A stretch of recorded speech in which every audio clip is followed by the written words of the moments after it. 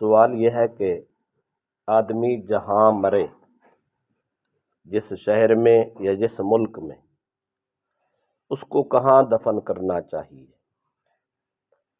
جواب بالاتفاق یہ ہے، سب فقہا کا اتفاق ہے، جہاں کسی کی ڈیتھ ہو اسی علاقے میں، اسی شہر میں، اسی ملک میں دفن کرنا یہ بالاتفاق بہتر افضل ہے۔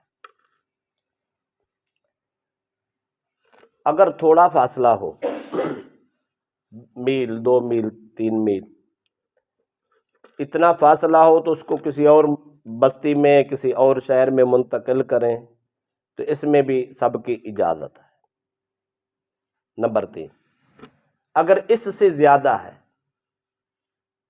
تو پھر افضل یہ ہے، بہتر یہ ہے، جس شہر جس ملک میں کوئی آدمی فوت ہوا ہے اسی ملک اسی شہر میں اس کو دفن کر دیں، یہ پسندیدہ عمل ہے۔ اگر دوسرے شہر میں منتقل کریں گے، دوسرے ملک میں منتقل کریں گے تو اس میں کراہت ہے، حرام نہیں ہے،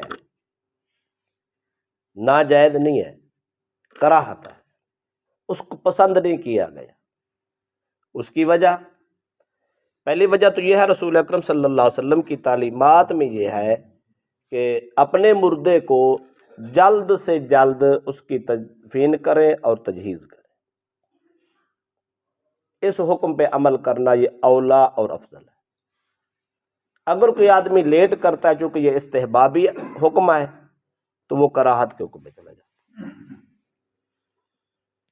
دوسری بات یہ ہے، وہ فطری ہے۔ فطری بات یہ ہے، جو آدمی بیمار ہوتا ہے وہ اکثر، بلکہ جو فوت ہوتا ہے وہ اکثر بیمار ہوا کرتا ہے، عام روٹین یہی ہے۔ کوئی اتفاق ہوا، صحت مند آدمی تھا، کوئی حادثہ ہو گیا، چل بسا ممکن ہے، ورنہ 90 سے 95 99% جو ہے ہر آدمی بیمار ہو کے مرتا ہے۔ تو بیماری کے اثرات انسان کی باڈی میں موجود ہوتے ہیں، خطرناک قسم کی بیماریاں بھی ہوتی ہیں، بعض اوقات لمبے علاج کے باوجود بھی انسان صحت یاب نہیں ہوتا، ڈیتھ ہو جاتی ہے۔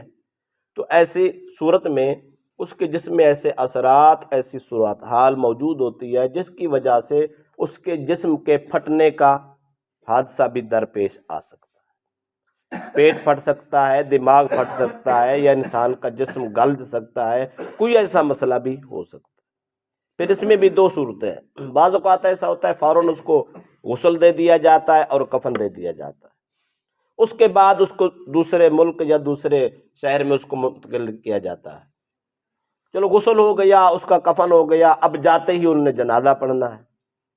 بعض اوقات ایسا ہوتا ہے کہ وہ بغیر غسل دیے، بغیر کفن دیے اس کو منتقل کرنے کی کوشش کی جاتی ہے۔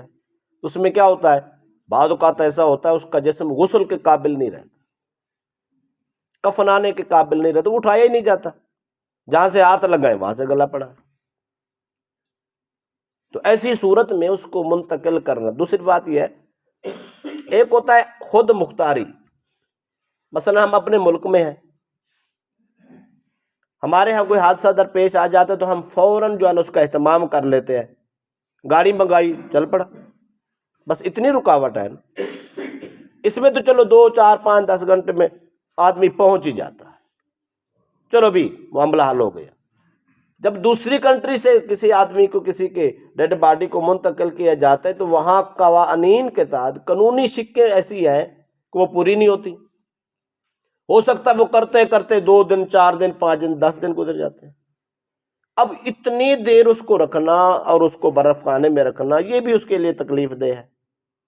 کیوں؟ اس لیے اس کے مراحل آخرت شروع ہو چکے ہوتے ہیں، اس کا اگلا پروسیس شروع ہو چکا ہوتا ہے، اب فرشتے اس کے انتظار میں ہوتے ہیں، اس کو دفن کرنا ہے تو اگلا سلسلہ شروع ہونا ہے۔ اب یہ ساری انتظار کی صورت بن جاتی ہے۔ تو جس آدمی کو 2 دن 4 دن 5 دن 10 دن تک جب مسائل بنتے ہیں تو اس کے لیے تو بہت ہی مشکل ہے۔ اس لیے دوسرے شہر میں یا دوسرے ملک میں منتقل کرنا منع ہے، مکروہ ہے، ناپسندیدہ عمل ہے۔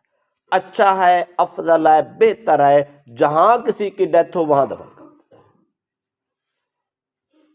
ہمارے ہاں جو مسائل ہیں وہ یہ ہے، ہم افضل عمل کی سپورٹ نہیں کرتے، ہم اس کو داد نہیں دیتے کہ یار بہت اچھا کیا، ہم الٹا اس پہ تنقید کرتے۔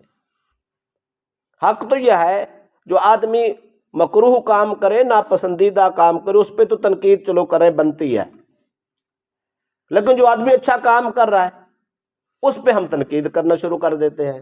اس کا مطلب ہے ہم مزاج شریعت کی پسند کو اپنی پسند پہ مغلوب کر رہے ہیں۔